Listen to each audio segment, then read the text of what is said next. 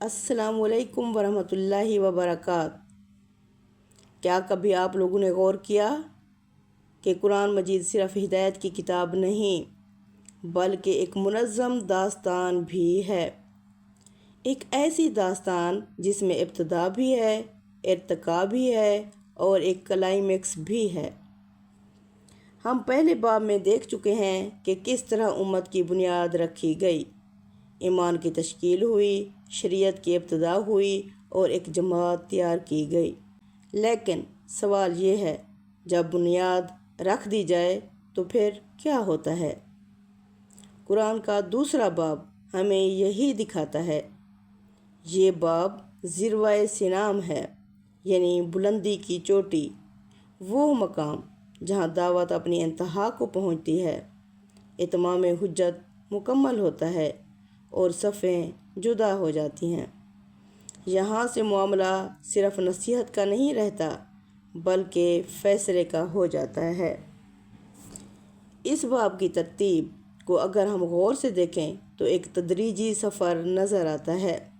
سب سے پہلے سورۃ الانعام آتی ہے۔ یہاں توحید کو آخری مضبوط دلائل کے ساتھ پیش کیا جاتا ہے، گویا مخاطب کو پوری طرح سمجھا دیا جاتا ہے، اب عذر باقی نہ رہے۔ پھر سورۃ الاعراف کی باری آتی ہے۔ یہ ہمیں پچھلی قوموں کی تاریخ دکھاتی ہے، نوح، ہود، صالح، شعیب، سب کی قوموں کا انجام۔ گویا یہ بتایا جا رہا ہے یہ کوئی نئی بات نہیں، اللہ کی سنت ہمیشہ سے یہی رہی ہے۔ پھر ہم سورۃ انفال میں داخل ہوتے ہیں۔ یہ میدان عمل ہے، یہاں اہل ایمان کی تربیت ہو رہی ہے، ان کے باطن کو درست کیا جا رہا ہے، انہیں بتایا جا رہا ہے کہ فتح صرف تعداد سے نہیں بلکہ اخلاص اور اطاعت سے آتی ہے۔ اور پھر ہم پہنچتے ہیں سورۃ التوبہ پر۔ یہی اس باب کی چوٹی ہے، یہی ذروۂ سنام ہے۔ یہاں اعلان برات ہوتا ہے، یہاں منافقین بے نقاب ہوتے ہیں، یہاں صفیں صاف ہو جاتی ہیں، یہاں ایمان صرف دعویٰ نہیں رہتا، موقف بن جاتا ہے۔ یہ وہ مقام ہے جسے ہم قیامت کا ٹریلر کہہ سکتے ہیں۔ کیوں؟ کیونکہ یہاں دنیا میں ایک طرح کی جزا و سزا ظاہر ہو رہی ہے۔ اہل ایمان الگ ہو گئے، منافق الگ ہو گئے، مشرک الگ ہو گئے، فیصلہ سنایا گیا۔ لیکن واضح رہے، یہ اصل قیامت نہیں بلکہ رسولوں کی سنت کے تحت دنیا میں ظاہر ہونے والا فیصلہ ہے۔